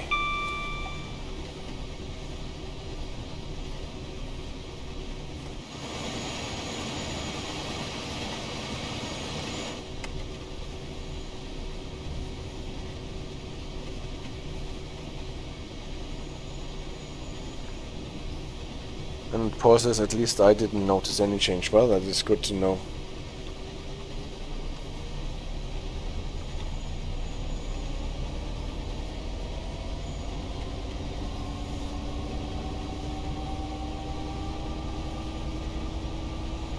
Or maybe my train sim world is pouting with me because I played so much SimRail in the past weeks.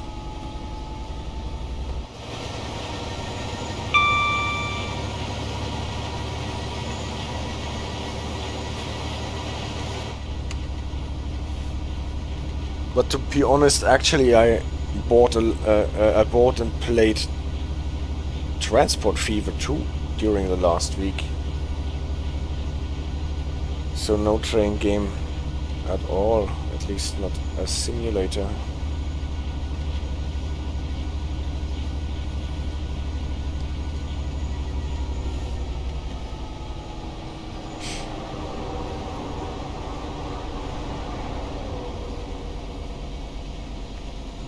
West Drayton.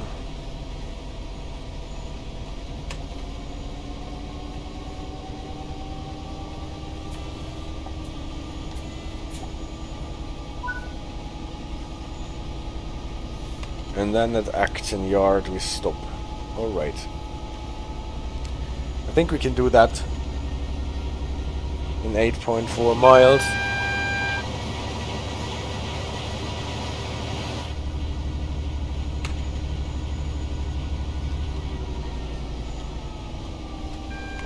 Is there finally a yellow signal for us?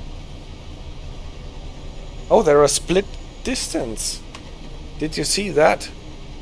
That is actually the first occurrence in the game where I saw a splitting distance signal. Still something new to see.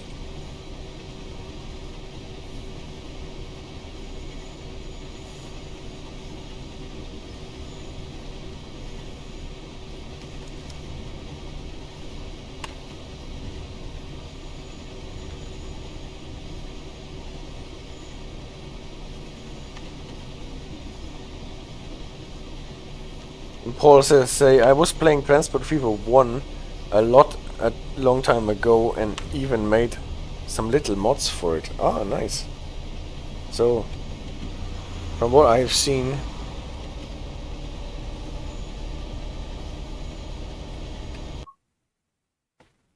we are allowed to go 80. Are we really allowed to go 80? Yeah.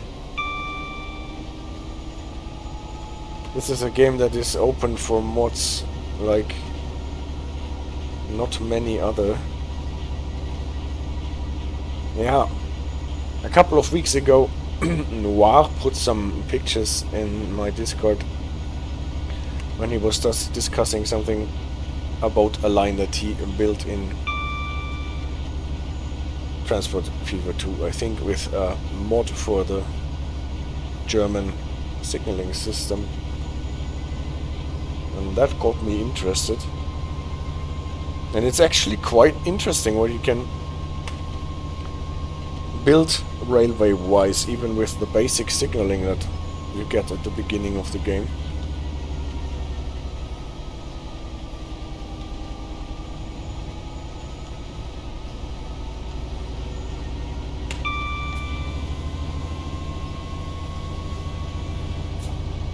So really allowed to go 80. Well, then we go 80.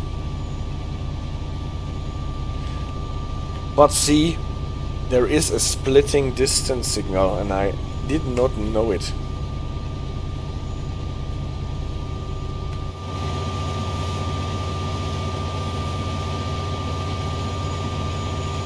It even had the triangular plate.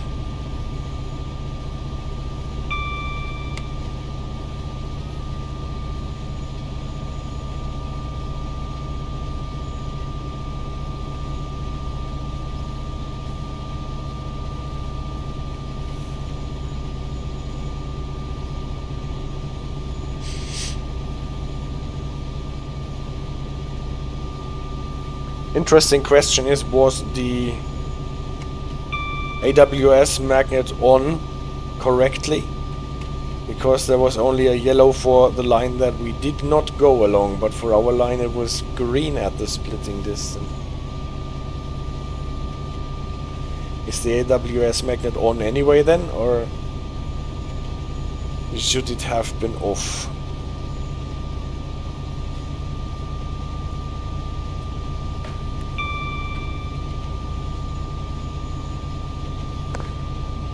Ah.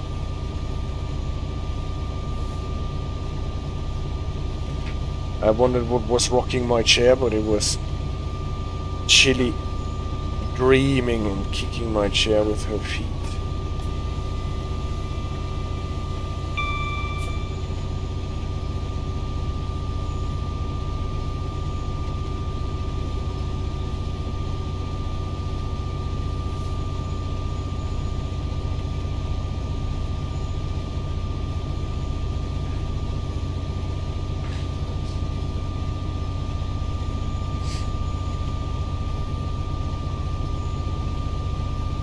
Well, we're not going 80 because 75 is our ceiling speed.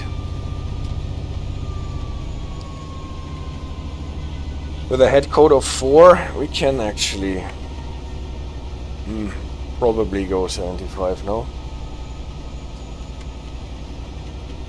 So that is okay. CD Radar says, oh, I just saw a post from our president that he was driving a steam locomotive going to the engineering museum. Well, that is a perk for being a president, that you are allowed to drive a steam locomotive into a museum. But impressive that he was able to do that.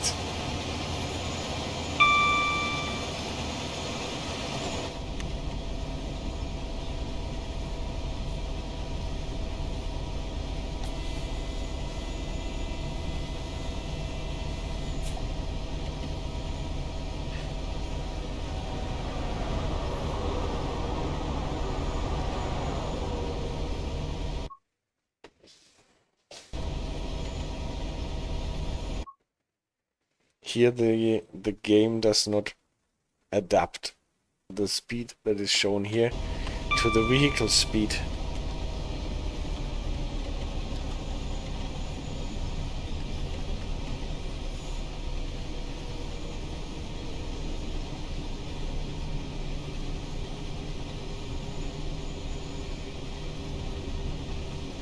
Two miles to go. Signals are still green.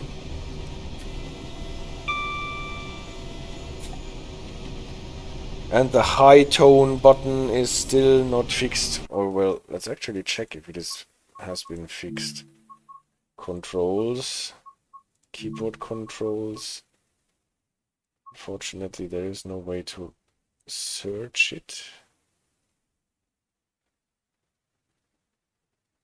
Horn 2. Horn 2 with key N. That's what I wanted to do. But it does not register. Okay.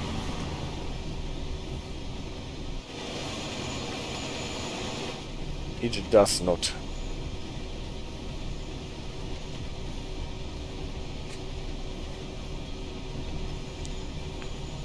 So, getting close to our Acton yard. We don't have to slow down for it. Well, and they are still giving us greens.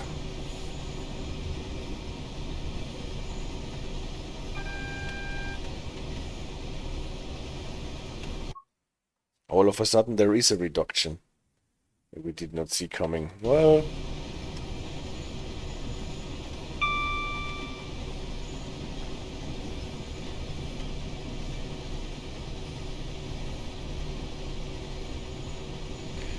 maybe the switch was just recently aligned.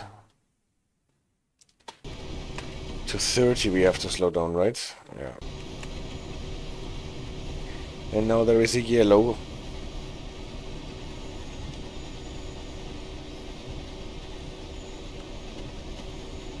That would not happen under ETCS, I guess so. A double yellow.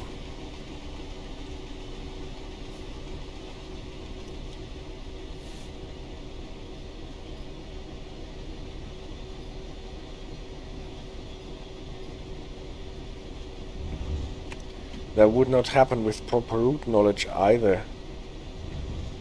I actually thought that we might get slowed down when we're going into a yard. But it did not show on the preview. 30 is okay. 30 here it says on the sign. Ooh. We're going to U direction.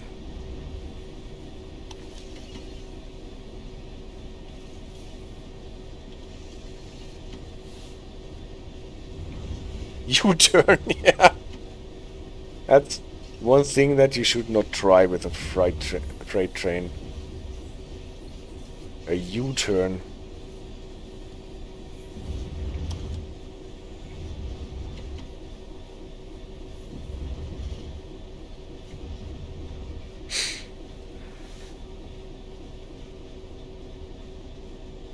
When we got to a stop, let's check what those red Schenker cars that look like they are supposed to transport heavy ore or aggregate or whatever, what couplers they have.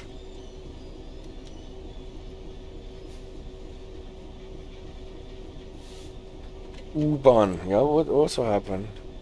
Typically U is for up. Oh, well, up is too unspecific. The high-speed train with its original livery.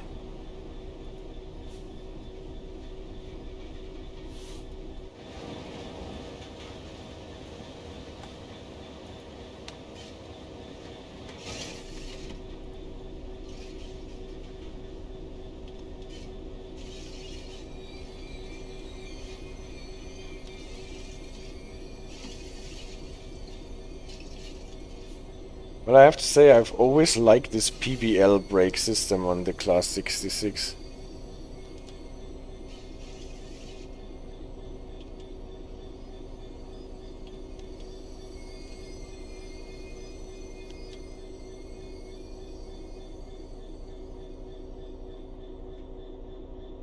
Oh, 15 yards, it does not let me go.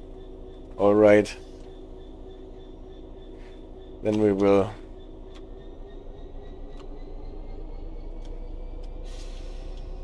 try to stretch our train a bit.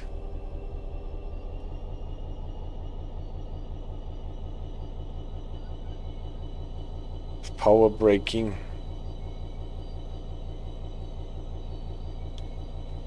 Cannot bail off.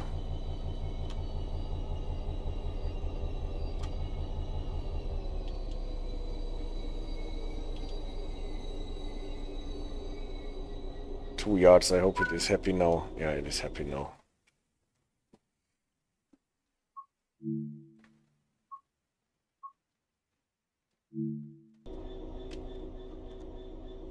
May I sit in the second man's chair? Alright. Well, look at this guy. This is super contrasty. I hope this is only in this. No external camera.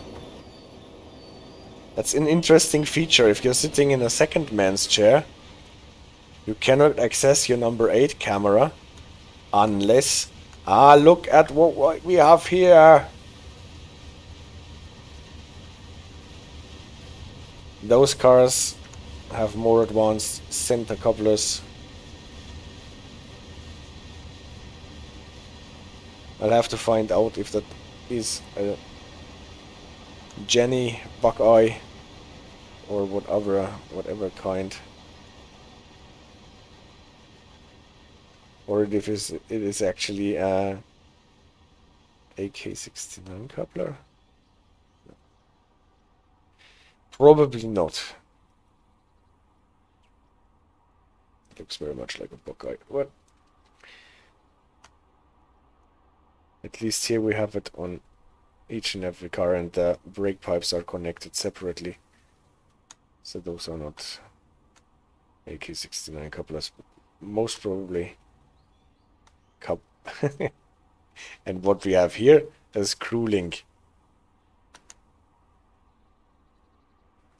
auto, auto, auto, Screwlink, auto,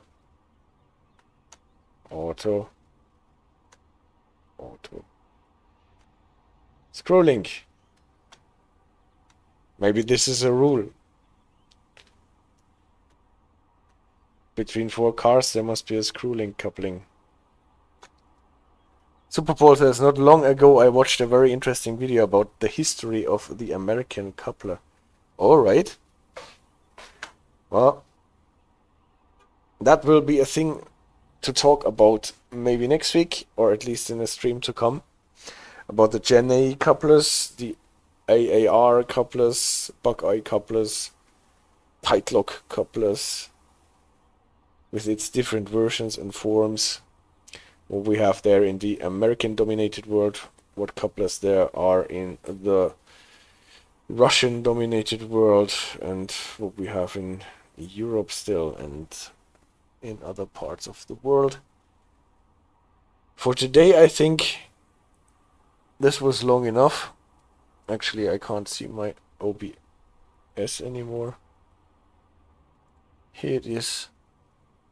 2 hours 7. That is about what we do recently, 2 hours and a bit.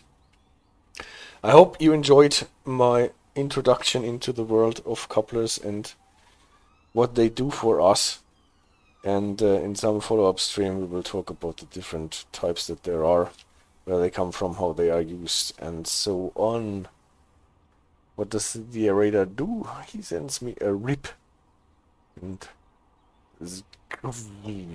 looking forward to it. Thanks for the nice stream and presentation. Thank you all guys for watching and being so active on the chat. I wish you a very great week and take care and enjoy yourself. Bye bye.